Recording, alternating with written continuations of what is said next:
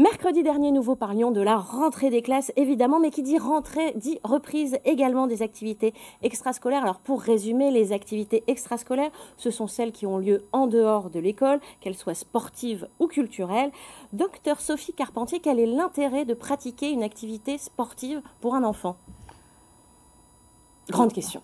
Grande question parce que voilà, on va poser le décor déjà dans un premier temps, à savoir qu'en 40 ans, les enfants ont perdu 25% de leur capacité physique. En 40 ans, c'est énorme. Ce qui est énorme. Et en 40 ans, on a multiplié par 10 au niveau mondial le taux d'obésité chez l'enfant et l'adolescent. Donc à partir de là, il est important d'avoir conscience de ça parce que nos enfants seront les adultes de demain. Et que pour vieillir en bonne santé, il faut déjà commencer en bonne santé, et donc retrouver une mobilité active, retrouver un mode de vie plus actif. Donc l'intérêt vraiment pour les enfants, c'est de retrouver ce mode de vie actif et donc de pratiquer des activités physiques. Voilà. Alors, qui dit activité physique dit sport principalement. Mais pas que. Mais pas que. Mais pas que. Voilà, il faut un mode de vie actif.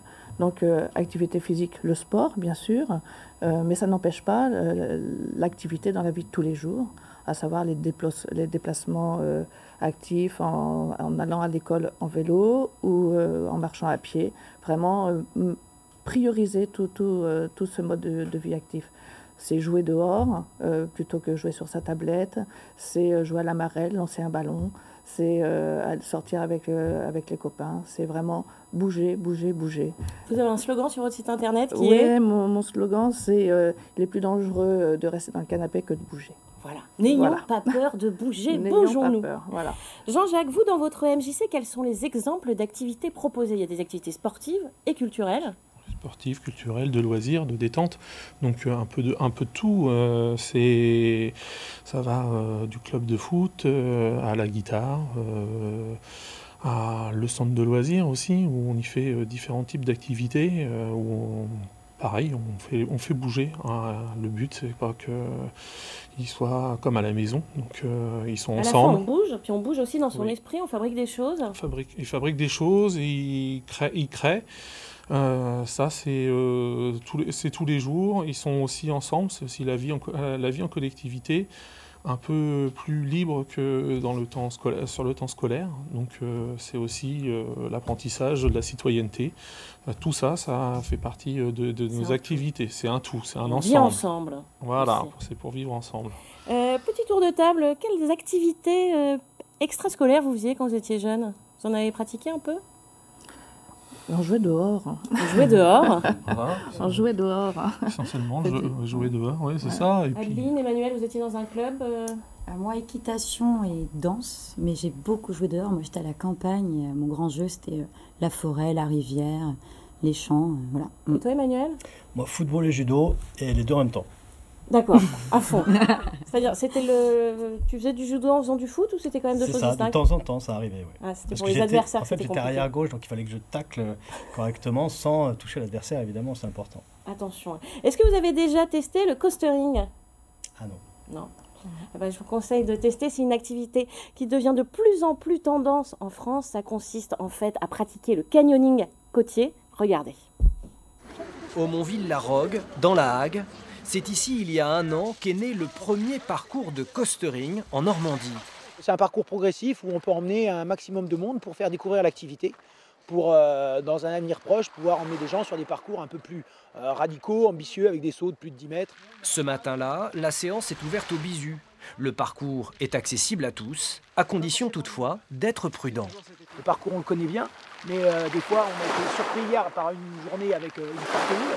Donc les conditions changent énormément. Dans une eau à 17 degrés, il faut d'abord apprivoiser les éléments. Et parfois même ses peurs, avant d'effectuer le grand saut.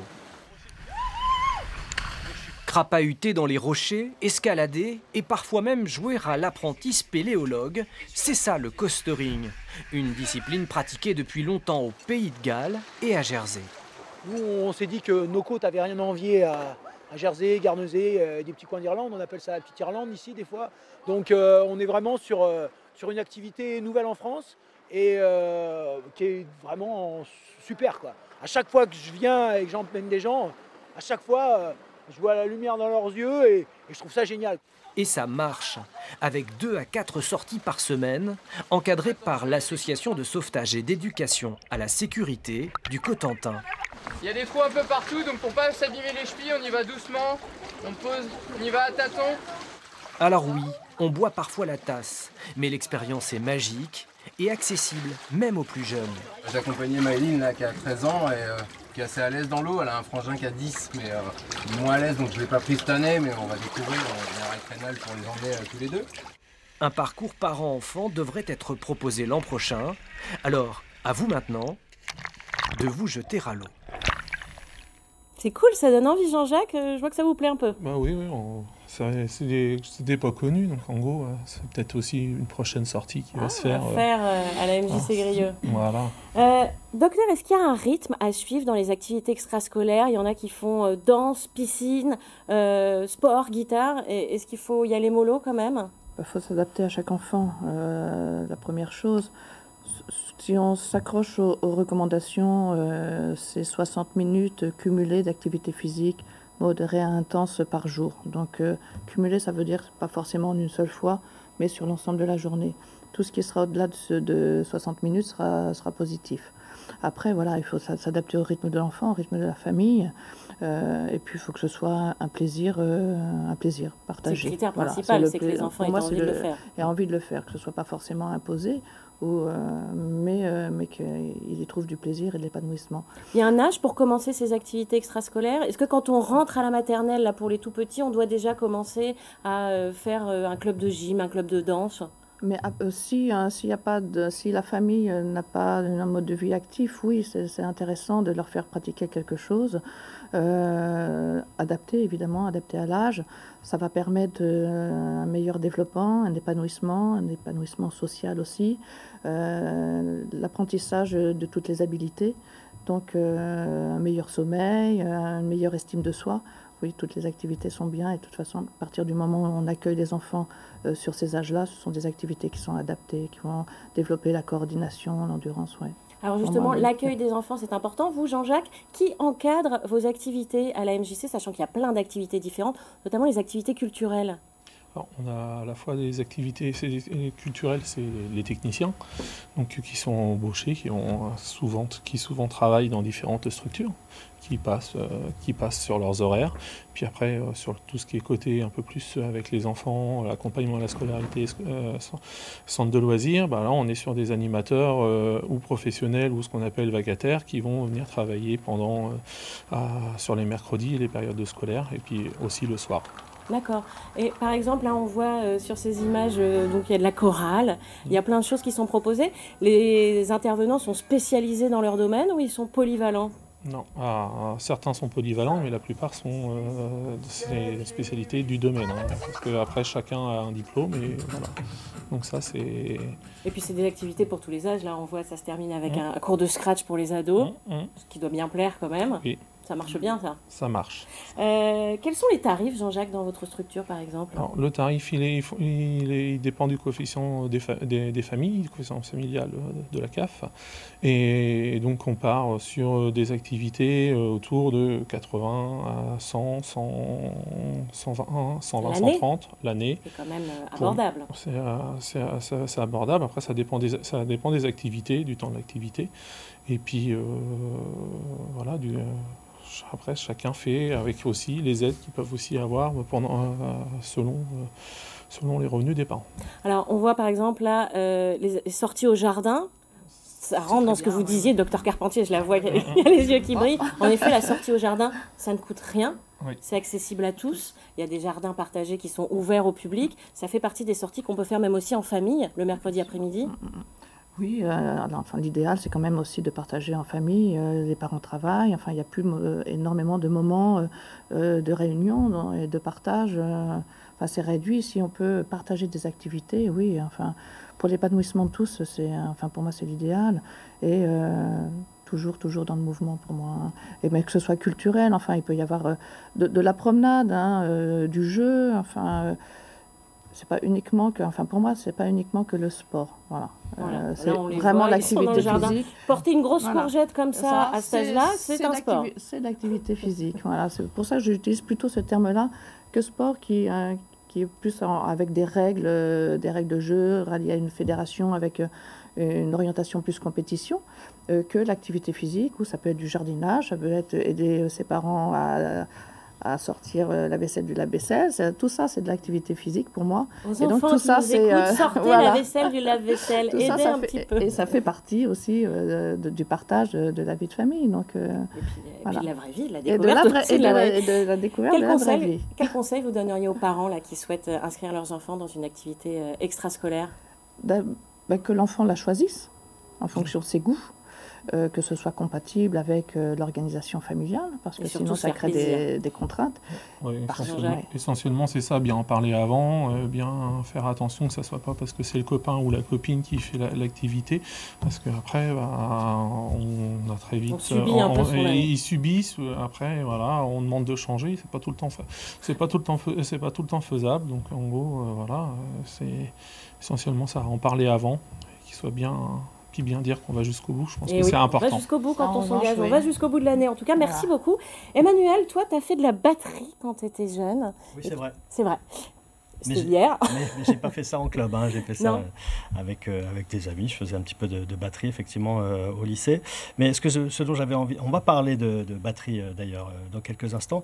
Ce dont j'avais envie de vous parler, c'est justement des activités extrascolaires qui associent à la fois l'aspect artistique et l'aspect sportif. Puisque une belle reprise de volley, finalement, une belle passe, ça peut tout à fait être une sorte de forme artistique. Hein. Ça peut être... beau. C'est ça, tout à fait artistique. De la même façon, souffler dans un hélicon ou tenir un rythme de batterie, ça peut être une performance sportive. Tout à fait. Surtout la batterie. Surtout la batterie. Ah oui, non, mais on va le tout à voir fait. dans quelques instants.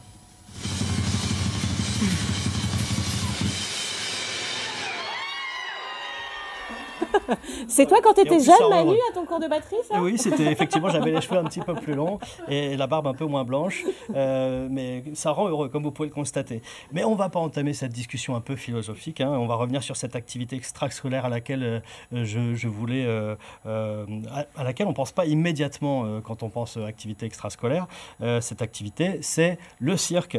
Comme on peut le voir d'ailleurs sur ces images de l'école du cirque de Bayeux, on peut démarrer très jeune. L'école de cirque suscite l'imaginaire, le surpassement de soi. C'est ludique, ça permet de s'exprimer. C'est sportif. C'est sportif, ouais, ça permet d'explorer les possibilités physiques, motrices de son corps par exemple. Ça permet de travailler sur la coordination aussi. C'est un peu l'école de la vie aussi, le cirque, puisque de nombreuses fois, avant de marcher sur une corde, il faut chuter. Et ça, c'est aussi l'école de la vie, c'est-à-dire qu'on n'arrive pas du premier coup à faire les choses. On a le droit de se tromper et on a le droit de recommencer jusqu'à ce qu'on y arrive. Et on finit par y arriver. C'est aussi un peu apprendre à se connaître soi-même finalement aussi, hein. Parce que quand on veut être un bon clown par exemple, il faut connaître les émotions, il faut connaître ses propres émotions et les émotions des autres, essayer de les appréhender un petit peu pour réussir à restituer ces émotions-là. C'est vrai que du coup, le cirque, c'est quand même assez complet. Hein. C'est assez complet, oui. C'est fabuleux. Le cirque, c'est parfait pour les enfants. On peut les inscrire dans des écoles, évidemment. Il y a des écoles de cirque dans la région. Ça peut être une école autour d'un festival, comme l'école de Bayeux, dont on parlait tout à l'heure, l'école de Bayeux, qui se trouve à Bayeux, dans le cadre du festival du cirque de Bayeux, qui a lieu tous les 2 ans, qui est un festival qui commence à avoir une belle réputation et dans laquelle, après le festival, l'école est née et donc cette école... Ah d'accord, l'école de cirque est née du festival de cirque de Bayeux. Oui, c'est ça. C'est génial ça. On peut commencer le cirque à partir de 4 ans dans cette école. C'est Émilien Bouglione qui en est le parrain, mais on a également l'école de cirque Sol Air qui se trouve à Cherbourg avec des ateliers de jonglage. On a de l'équilibre, des ateliers dans les airs, du clown évidemment. Sur le site de l'école, on trouve tout le programme. Du côté de Dieppe, vous pouvez faire confiance au saltimbanque de l'impossible. Une école de cirque, c'est aussi faire découvrir les arts du cirque, la famille du cirque, la vie quotidienne dans le cirque, les différents appareils, les agrès, c'est prendre conscience de son corps, on le disait tout à l'heure, en développant l'équilibre, la maîtrise de soi, la connaissance de son corps et de ses limites.